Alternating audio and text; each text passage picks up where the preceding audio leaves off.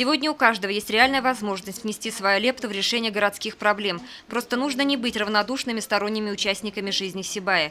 Еще одно собрание, посвященное реализации программы поддержки местных инициатив, прошло в стенах лицея «Ирандык».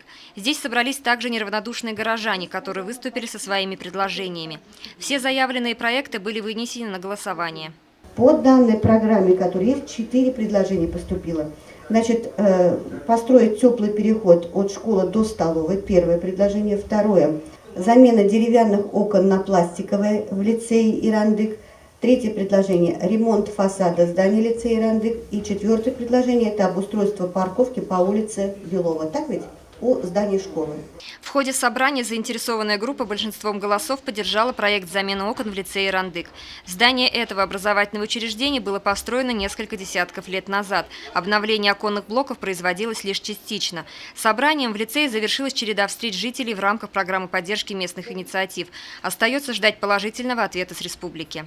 Ирина Оренбургина, Айгуль Хамитова, Радмир Исенгулов, Олег Кадыров, Любовь Карпова, телекомпания СТВ.